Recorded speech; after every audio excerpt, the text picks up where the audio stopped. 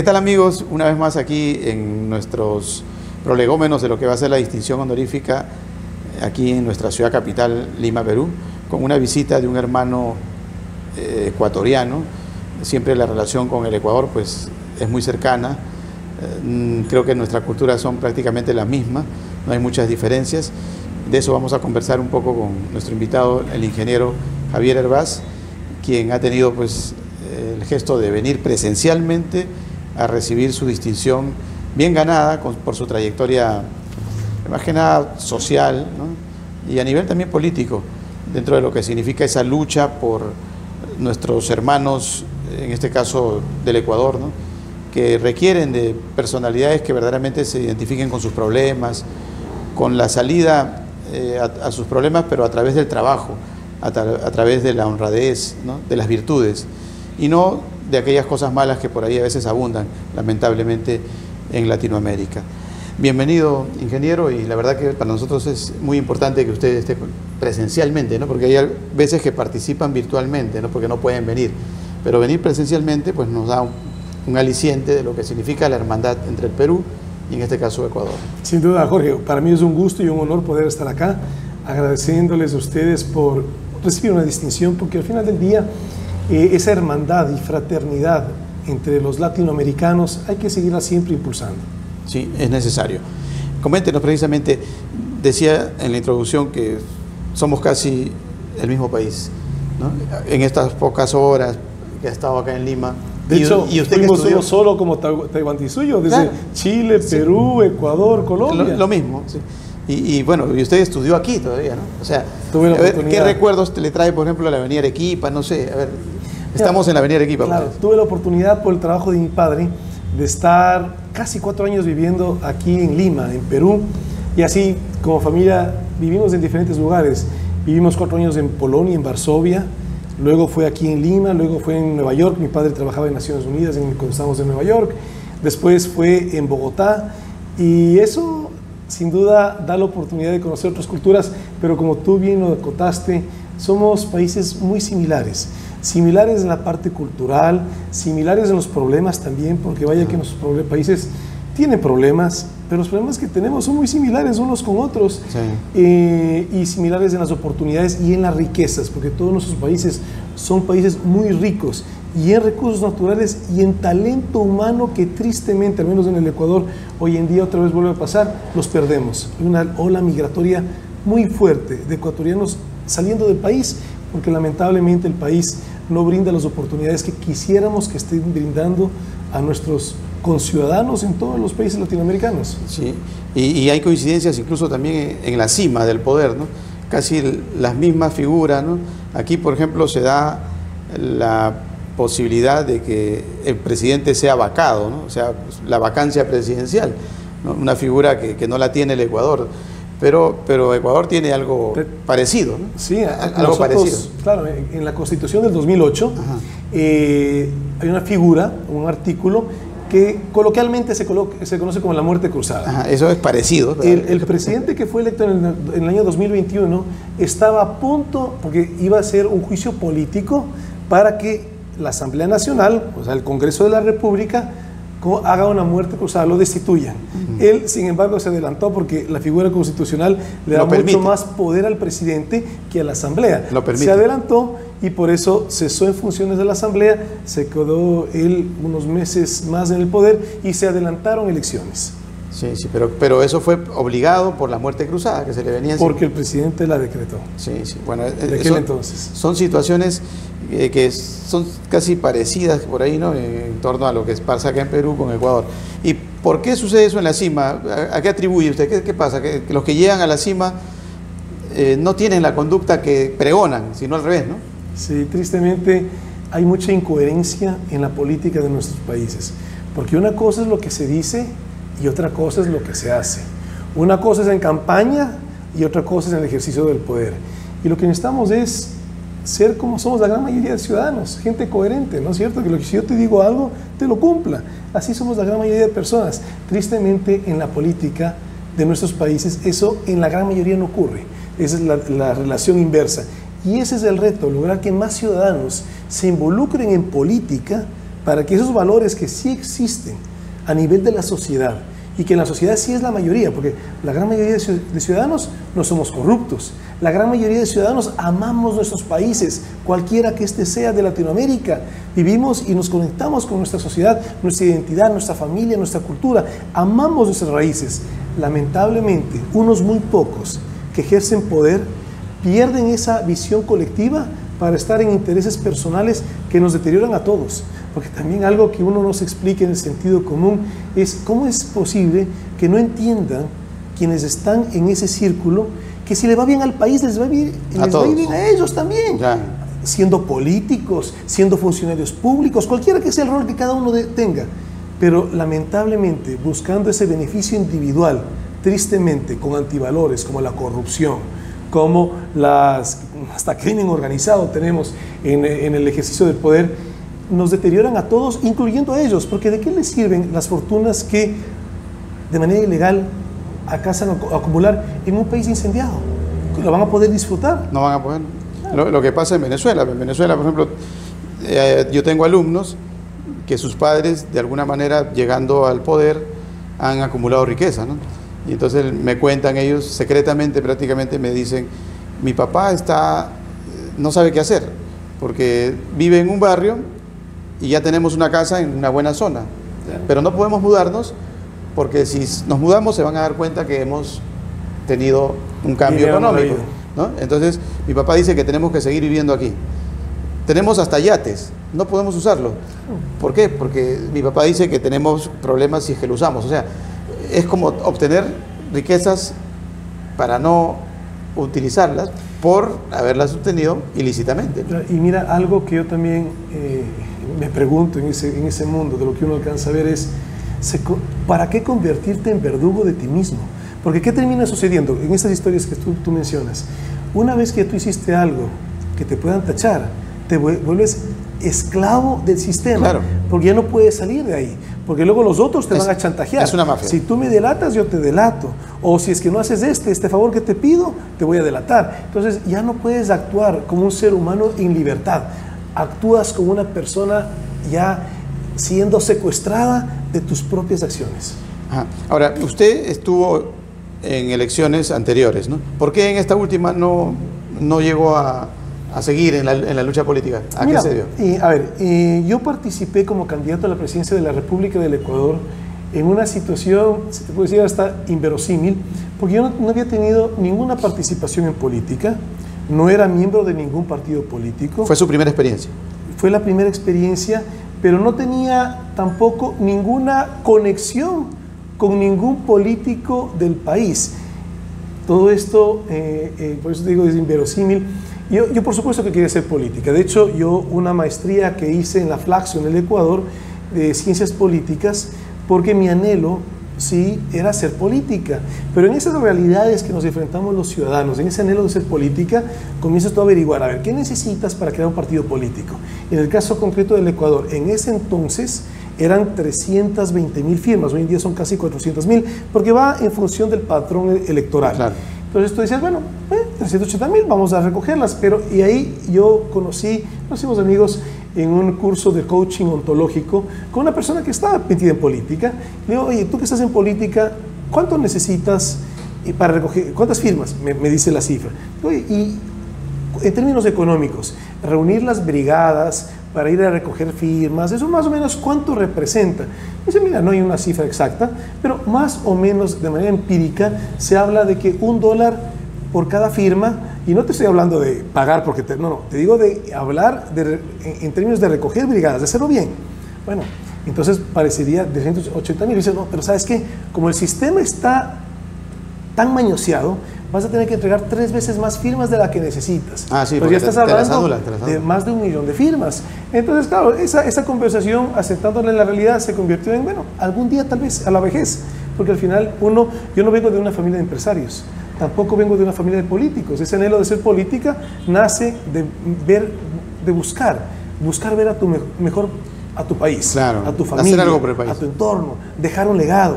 Entonces, en función de eso, dije, tal vez a futuro, hoy en día, el patrimonio de la familia es el que hemos hecho con centavo a centavo, con esfuerzo, y no lo puedo poner en riesgo en términos de que no tengo un patrimonio suficiente que me asegure la educación de mis hijos, si es que en este momento habría que dedicarse a eso. Y para mí la política no es una inversión, porque es otro concepto que creo que hay que cambiar en la política.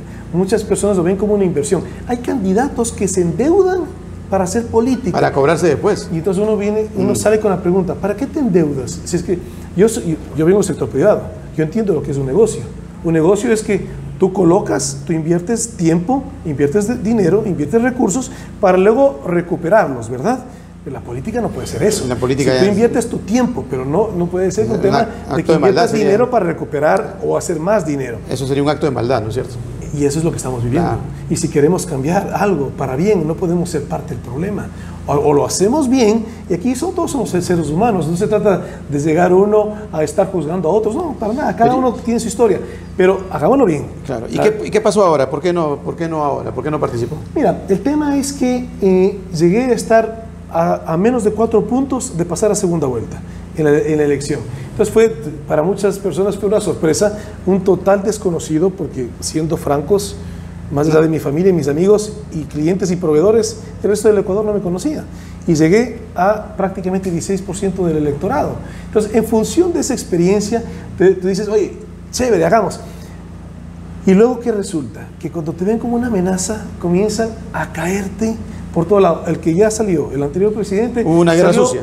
Salió, pero impresionante, salió públicamente a decir que uno evade impuestos. Lo cual me mete en política porque no tengo rabo de paja, porque pago todos los... Pero entonces, lamentablemente, la política en nuestros países se convierte en las narrativas. Y obviamente, quien gobierna un país es el que tiene el micrófono más grande, que lo diga. Entonces, y de ahí se convirtió en una persecución. O sea, le hicieron daño. Pero total, pero te digo, a las empresas mías, te puedo decir, mi madre, tercera edad, no trabajó desde que se casó con mi padre, o sea, muchísimos años, determinación tributaria del sistema de rentas del Ecuador. Mi padre tuvo un infarto cerebral, mi padre murió hace un año, pero él tuvo un infarto cerebral muy fuerte hace unos 16 años, estuvo los últimos 15 años de su vida postrado en una cama. Bueno, a él también le hacen una determinación tributaria, y a él les llega 3 días antes de que él falleció. O sea, son cosas que sin duda te golpean, porque no es que se meten contigo, se meten contigo, con tu familia, con tu negocio. La contadora, una contadora que tengo yo he fundado 6 empresas desde cero. Yo vengo, te decía así, no de familia de empresarios, hemos construido a pulso. A la contadora le hacen determinación tributaria, siendo que su único ingreso es del trabajo que tiene conmigo. Y claro, entonces se asusta. Cuando les llegó quería renunciar, tuve que conversar con ella. En resumen, y eso no te lo cuento con un afán de victimizar, no. Te lo cuento con un afán constructivo, que hay que hacer para que la gente sepa, para que sepan acá. Entendiendo que esto es lo más probable que te suceda, pero no por eso, ni puedes dejar de hacer, ni tampoco alejarte, ninguna de las dos cosas. Pero ¿qué tienes que hacer? Armar grupo, ser colectivo, no puedes hacer política solo, eso sí es un error. Tienes que ir construyendo una estructura, un colectivo, una organización que comparta principios, valores y que comparta la ilusión de ver mejor a nuestros países. Ahora, por todo lo que le pasó, ¿se arrepiente usted de haber ingresado a la política? Para nada, y lo puedo decir con total frontalidad.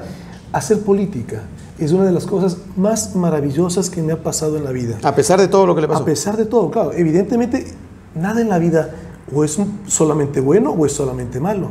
Todo en la vida es un balance de experiencias, y positivas y negativas. Pero en ese balance he conocido gente maravillosa gracias a hacer política. He podido recorrer mi país varias veces, y eso que mi padre siempre nos llevaba a conocer el país, pero nunca lo conocí a profundidad como es el hacer política. Gente maravillosa que tienen nuestros países. Hasta cuando tú ves unos dramas humanos difíciles de digerir, pobrezas extremas, situaciones de miseria, y sin embargo ves caras alegres, esperanza, ilusión. Entonces, toda esa suma de experiencias, te puedo decir, para nada me arrepiento, y más bien quisiera así dejar este mensaje, o por lo menos este primer mensaje. Hagamos política, con todo lo negativo que eventualmente puede pasar, y seguramente va a pasar. El balance es extremadamente positivo, porque lo que tú te llevas como ser humano es el crecimiento en lo personal que yo he tenido por hacer política. Ninguna otra experiencia en mi vida me ha podido dar el fundar empresas. Hoy en día doy trabajo directo a prácticamente ya 500 familias y todo arrancó desde cero, pero todas esas experiencias, que son muchísimas, nada fue tan enriquecedor como este periodo de menos de 3 años haciendo política. Y sin embargo, ¿por qué en estas últimas no participó? No, en estas últimas elecciones participamos en las preliminares. No tenía un partido, todo fue muy complejo, pero yo no me resigno, no, participamos en las elecciones y el sistema lamentablemente está muy mañoseado. O sea, cuando era una persona desconocida, no pasaba nada. Después por todo te bombardeaban, inclusive hasta en los resultados electorales. Entonces, te reitero, yo no me resigno. Participé y seguiré siempre buscando un mejor país, desde cualquiera que sea el escenario, porque tampoco no tengo una fijación de ser presidente de la República. Eso es un objetivo secundario. El objetivo principal es ver mejor a tu país. Y para ver mejor a tu país lo que quieres es que quien gobierne lo haga con determinación, y por eso es secundario, porque lo que se necesita es determinación y contagiar a más personas que con determinación haga lo que se debe. Somos países muy ricos, somos países con muchos problemas, pero nuestros países, darles cauce, darle rumbo, porque lo que falta es una visión de país. Lo que hay es una serie de eventos y circunstancias, pero no hay una visión, no hay algo que nos junte, y eso es lo que es el reto, una visión de país en el cual nos sintamos incluidos y participemos.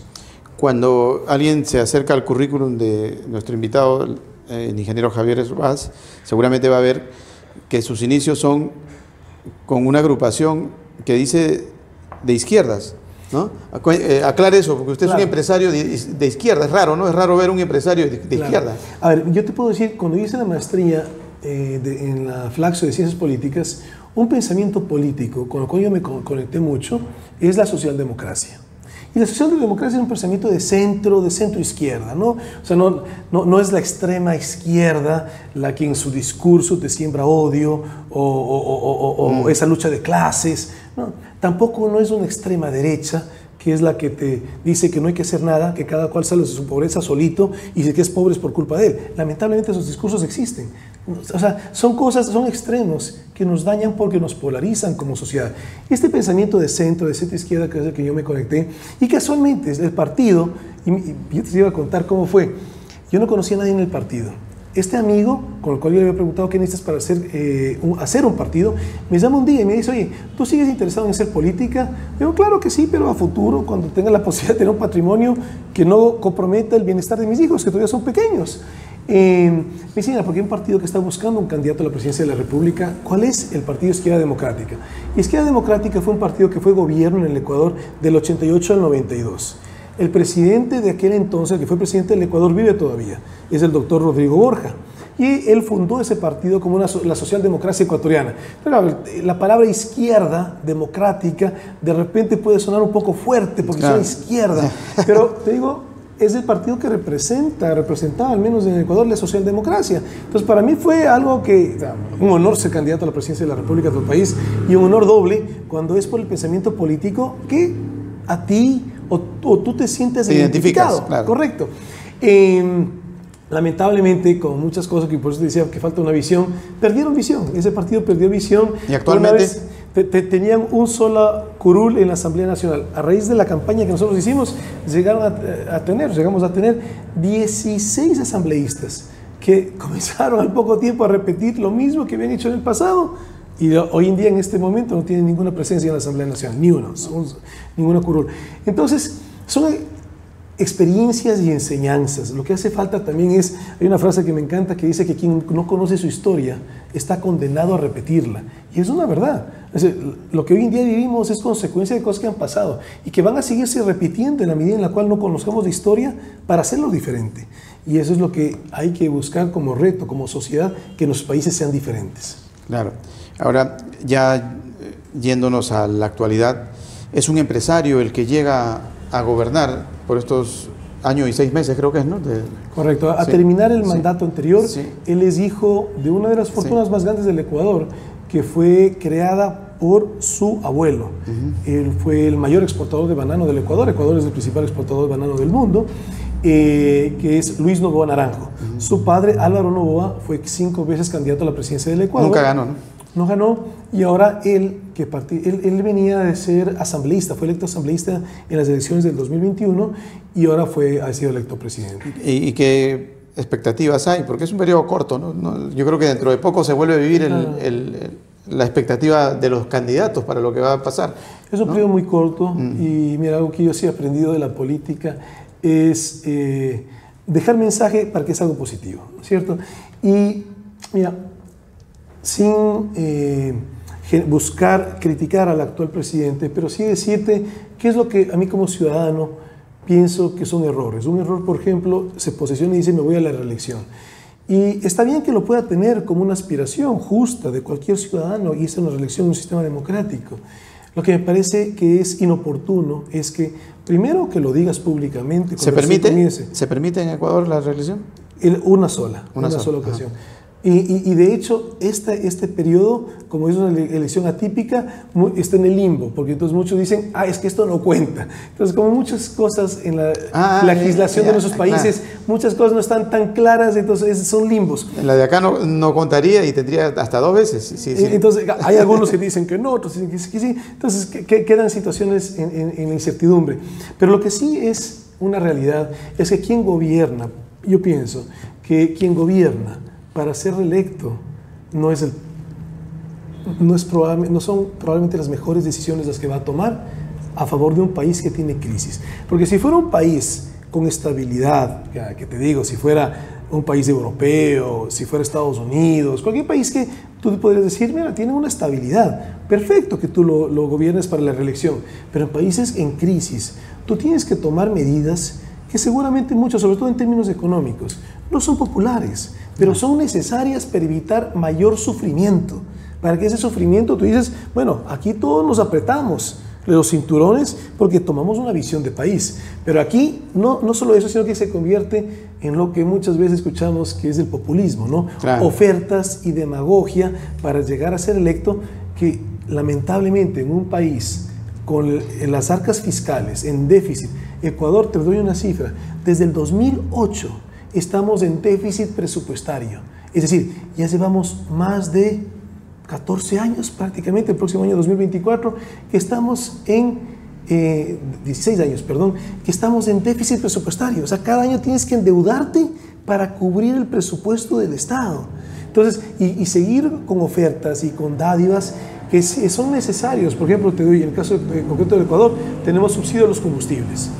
Perfecto, lo necesitan porque hay familias que necesitan eso, porque lo poco que tienen no lo puedes quitar. Ya, pero focalízalo, que eso no lo tienes en el Ecuador, el subsidio es generalizado. Genérico. Entonces, esas son las cosas que para buscar el voto tú ofreces y ofreces y ofreces y llega el punto en el cual se convierte en populismo porque estás ofreciendo cosas para ser electo, no para buscar un mejor país. Bien.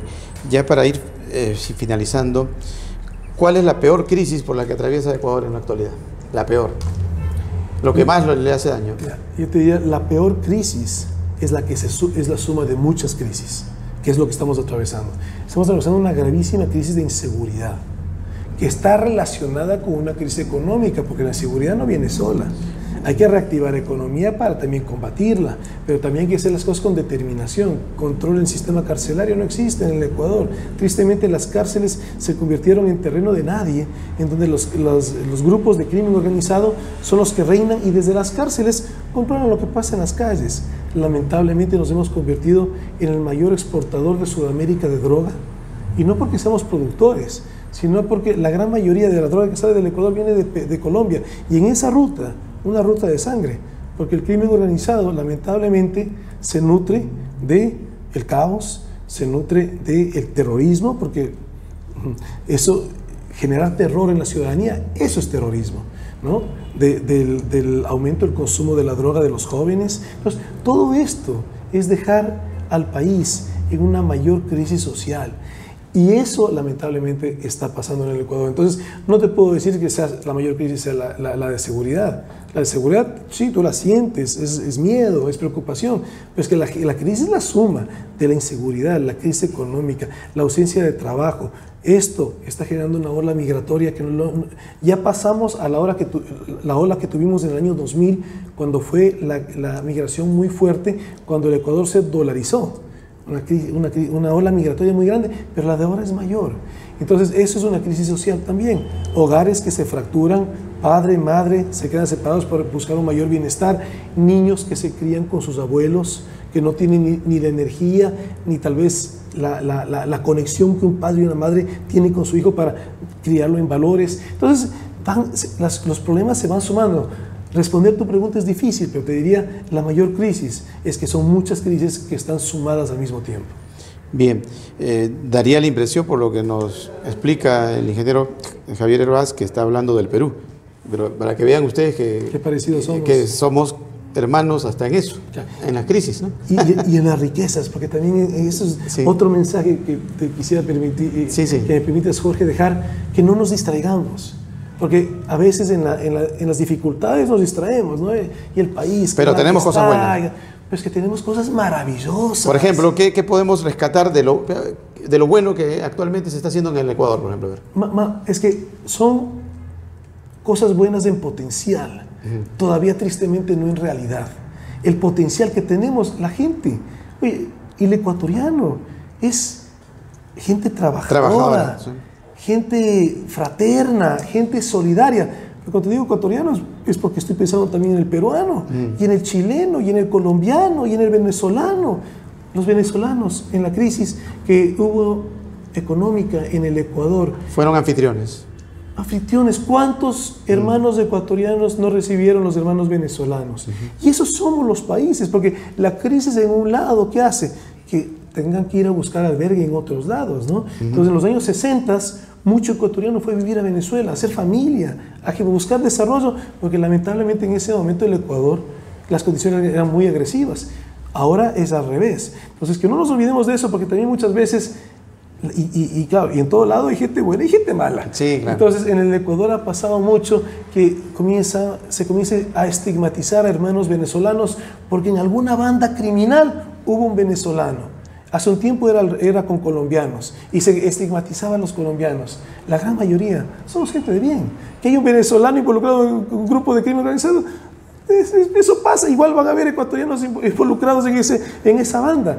Pero no estigmaticemos a nuestros hermanos por unos pocos que dañen el nombre de muchos. Y regresando a lo que yo te decía, que no nos distraigamos, porque somos países con mucha riqueza en el talento de nuestra gente, trabajadora, solidaria, buena. Somos gente buena, de verdad. Sí, la situación que vivimos hoy en día puede sacar lo peor de nosotros, un poco menos solidarios, vemos que a alguien le están haciendo algo, le están asaltando, de repente nos vamos a otro lado, porque lamentablemente esta situación que estamos viviendo nos lleva un poquito al temor, pero la esencia nuestra propia es que somos gente solidaria y tenemos países muy ricos.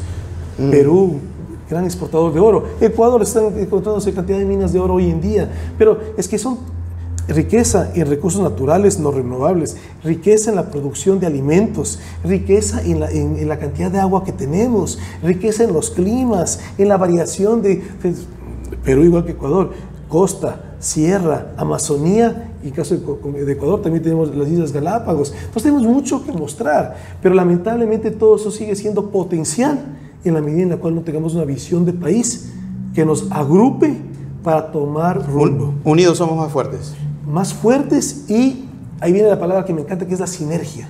No, la sinergia es que tú tienes un talento y yo tengo otro. Cada uno de manera separada hace algo, pero cuando tu talento y el mío se juntan, eso se llama sinergia. Claro. Sacamos algo mucho más poderoso. Claro. Eso es lo que está en potencial en nuestros países, que haya sinergia, que trabajemos en conjunto, no solamente porque la unión hace la fuerza, que es muy real, sino porque también en ese agrupar talentos sacamos, ahí no hay la regla matemática que la suma de los factores da el mismo resultado. No, aquí... El orden de los factores no altera el producto. Sí, aquí no, aquí sí altera radicalmente, porque comenzamos a sumar y sacamos algo mucho más fuerte y mucho más grande que la suma individual, porque la suma colectiva hace que trabajes en equipo para sacar mejores resultados. Claro. Y eso es precisamente lo que busca nuestra Fundación Universidad Hispana con este tipo de reconocimientos, ¿no? Para que la gente se inmiscuya más. Incluso nos ven mucho de Europa y vienen acá, ¿no? Pero no porque vienen al Perú, sino ellos simplemente dicen, vamos a donde hablan español, los hispanos, ¿no? Para ellos somos un solo país. Y cuando vienen acá se dan cuenta que sí. Felizmente, por ejemplo, la presencia suya, la presencia de nuestro hermano de Chile, hace de que se den cuenta de que estamos en un solo país, ¿no? Más allá de que efectivamente exista un patriotismo que cada país lo tiene, ¿no? Pero eso simplemente es como la pincelada, ¿no? La que nos identifica de repente, nos da cierta característica. Pero al final todos somos prácticamente hijos de Dios, que es lo más importante, ¿no? Y tenemos los mismos sueños, ¿no? Claro, el sueño ideal sería pues que por las calles de Lima no hubieran ancianos que a veces están pidiendo o trabajando, ¿no? Cuando ya deberían de estar descansando, niños incluso que tenemos trabajando en las calles. Eso es el sueño que todos anhelamos, ¿no? Y que el patriotismo sea amor de patria, porque a veces uno ve que tal vez el patriotismo es ponerte la camiseta para clasificar al mundial. Claro, pero el amor de patria es mucho más que eso. Por supuesto que sepamos nuestro himno nacional, son los símbolos, ¿no? La bandera que te une, pero que lamentablemente muchas veces ha ocurrido siendo hermanos, que el nacionalismo más bien nos separa, nos divide, sí. Las riñas, que este pedacito es del uno o del otro, y en lugar de el amor de patria juntarnos, comienzan que eso es lo que hace tristemente la política tradicional de nuestros países, polarizarnos, sí, dividirnos. Tú estás en un bando y yo estoy en el otro. No nos conocemos, pero ya estamos en pleito. A ellos les conviene, pues. Eso les divide conviene eso, claro. Y vencerás, dicen ellos. Así es. Ese es su no dejemos que la política nos polarice. Sí. Bien, ingeniero, sus palabras de despedida de nuestro público, diríjase al peruano, ¿no? Para que sepa que en el Ecuador también vamos a estar por allá. Seguramente usted ya pertenece a nuestra fundación a partir de su investidura. Y de repente podemos realizar un acto protocolar por allá para un grupo de distinguidos, ¿no? Despídase del público. Claro, pues a mis hermanas y hermanos peruanos, desearles pues, un maravilloso año, estamos terminando, ¿no? Sí, Navidad. Bendiciones en sus hogares en estas fechas especiales, fechas de armonía, o uno aspira que sean fechas de armonía, de unión familiar, y desearles un bendecido año 2024, que Dios esté presente en nuestros corazones y en nuestras mentes, para que de manera lúcida queramos aportar desde la política. Desearles muchos éxitos aquí en el Perú, y que ojalá ustedes sean luz para nosotros también, para los ecuatorianos, y que esa luz sea siempre reflejo.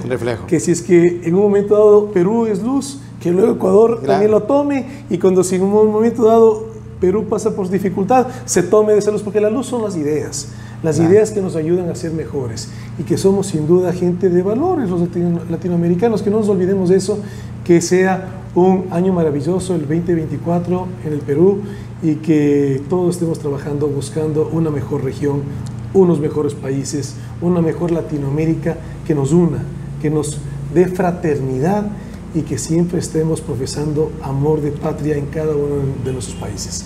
Bien, ingeniero, ya ustedes han podido observar, no hay diferencias, hay 100% de similitudes, prácticamente una sola causa, una sola causa incluso, ¿no? Más allá de la casa que es América, y una sola patria, Ecuador y Perú. Hasta la próxima. Gracias.